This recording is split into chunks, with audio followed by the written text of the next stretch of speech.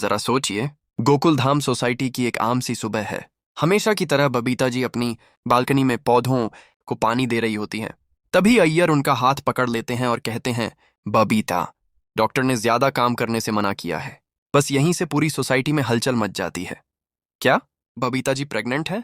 अगर ऐसा होता तो गोकुल धाम का माहौल पूरी तरह बदल जाता। सबसे पहले ये खबर लगती है जेठालाल को।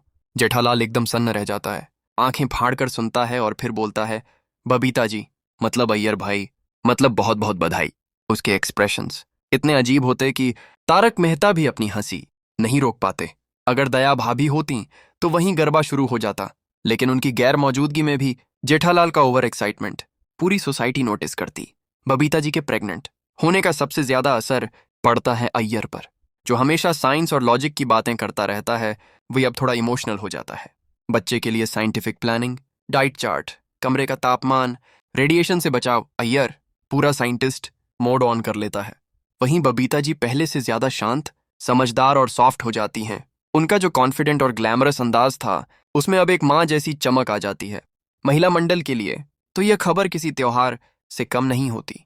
माधवी, रोशन, कोमल और अंजलि हर वक्त बबीता जी को सलाह देने लगती हैं। कोई कहता है दूध ज्यादा पियो, कोई कहता है ज्यादा मत चलो, और अंजलि तो हेल्दी डाइट पर पूरा लेक्चर ही शुरू कर देती है। बबीता जी बस मुस्कुराकर सबकी बातें सुनती रहती हैं।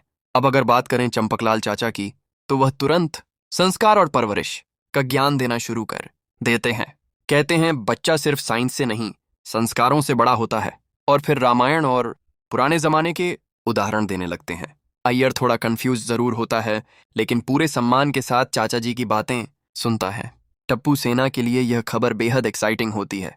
टप्पू बोलता है कि सोसाइटी का सबसे क्यूट बच्चा होगा। गोली उसके खाने का पूरा प्लान बना लेता है और सोनू उसके भविष्य और पढ़ाई के सपने देखने लगती है। पूरी सोसाइटी उस बच्चे को पहले से ही अपना आने वाला सदस्य मान लेती है। और फिर आता है सबसे दिलचस्प हिस्सा, जेठालाल का व्यवहार। वह बबीता जी के सामने बेहद केयरफुल हो जाता है। सीधा खड़ा रहता है, ज्यादा बोलता भी नहीं, लेकिन हर छोटी बात पर मदद के लिए तैयार रहता है। तारक मेहता उसे समझाते हैं कि अब बबीता जी सिर्फ पसंद नहीं, बल्कि एक जिम्मेदारी है। यह पल जेठालाल के किरदार को भी थोड़ा और समझदार बना देता है। अगर बबीता जी प्रेग्नेंट होती तो तारक मेहता का उल्टा चश्मा का टोन भी थोड़ा इमोशनल हो जाता। कॉमेडी के साथ साथ परिवार, केयर, जिम्मेदारी और सोसाइटी की बॉन्डिंग और भी मजबूत होकर सामने आती। गोकुल धाम सिर्फ हंसी की जगह नहीं, बल्कि एक बड़ी फैमिली बन जाती।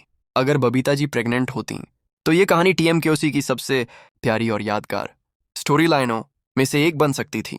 कॉमेडी कम नहीं होती, बस उसमें इमोशंस और अपनापन और ज्यादा जुड़ जाता। शायद यही वजह है कि आज भी फैंस सोचते हैं, काश ऐसा कुछ शो में देखने को मिलता। अब आप बताइए, अगर बबीता जी प्रेग्नेंट होती तो गोकुल धाम का कौन सा किरदार सबसे ज्यादा बदल जाता?